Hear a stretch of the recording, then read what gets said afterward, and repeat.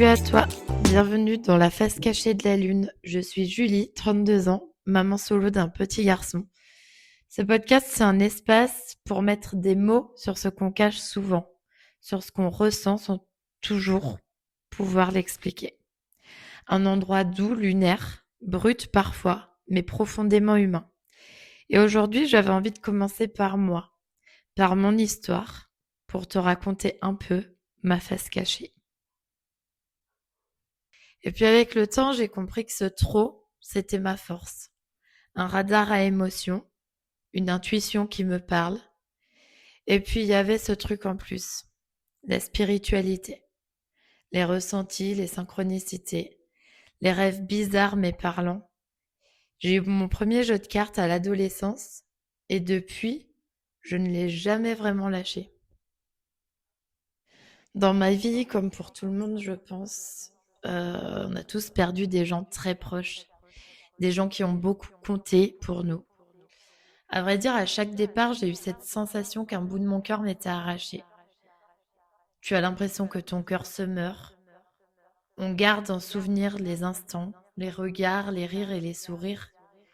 Mais si vous saviez au final comme ils me manquent, comme je les aime. J'ai souvent entendu, t'inquiète pas, ça va passer. Avec le temps, le deuil se fait. Mais non. En vrai, on ne guérit pas vraiment de ça.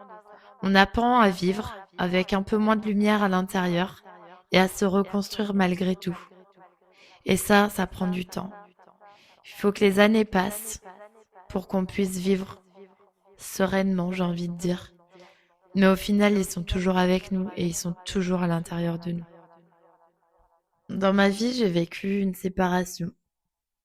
J'ai tourné une page et je me suis retrouvée face à une page blanche. Je me suis retrouvée seule avec un petit garçon de 3 ans.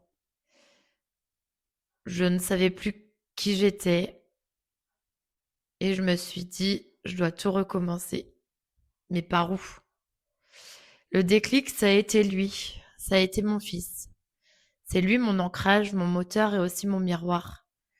Il m'a donné la force de me lever, de chercher, d'apprendre et surtout de me reconstruire. Il m'a appris à m'aimer, un peu puis beaucoup, et parfois pas du tout. Mais ça, c'est ok aussi.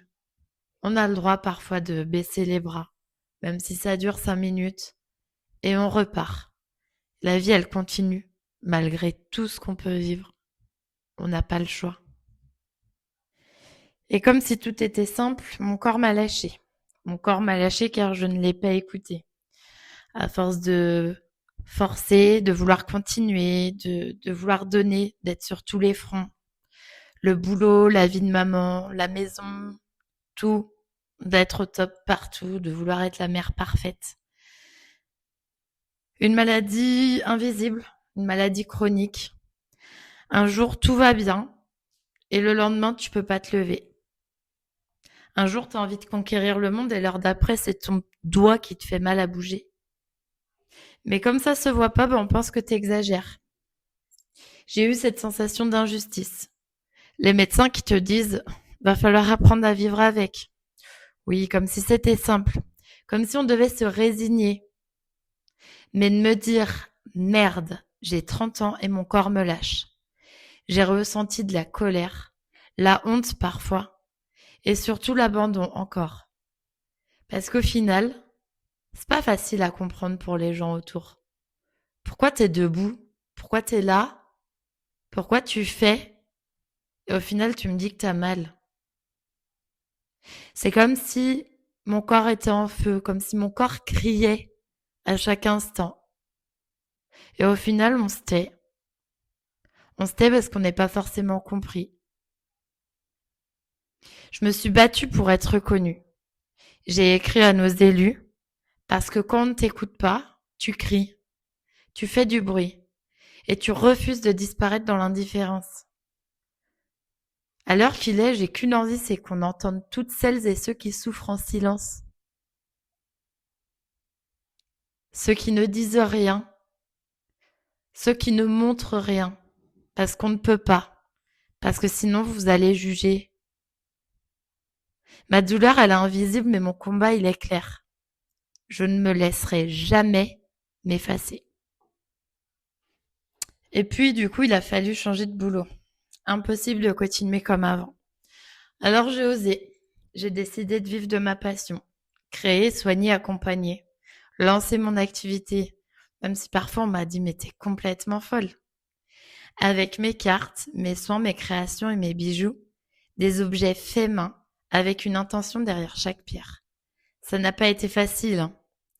Pas de patron, pas de salaire qui tombe, mais une liberté immense. Celle de créer en fonction de mon énergie, de me reposer quand j'en ai besoin, et surtout de mettre mon cœur dans chaque chose que je propose. Dans chaque chose que je propose, il y a une énergie derrière. Il y a un don.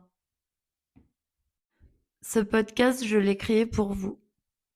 Pour toi qui ressens fort. Pour toi qui as l'impression d'être seul.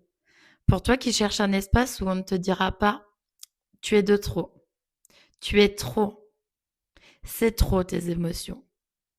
Ici, t'es juste assez. Je veux qu'on parle vrai. Je veux qu'on pleure, qu'on rit, qu'on dise des gros mots s'il le faut. Je veux que tu m'entendes avec ta tête, mais surtout avec ton cœur. Parce que je suis comme toi, et toi t'es comme moi. Un peu cabossée, mais pleine de magie. Alors voilà, ça c'est mon histoire, c'est moi, Julie, hypersensible et un peu décalée, énergéticienne, maman, créatrice et femme en reconstruction. Et surtout, humaine. Je crois profondément qu'on a toutes et tous quelque chose à offrir et que même si parfois la vie nous plombe, tout passe. Oui, tout, même ça. Merci d'avoir été là, merci de m'avoir écouté et merci de laisser la magie opérer.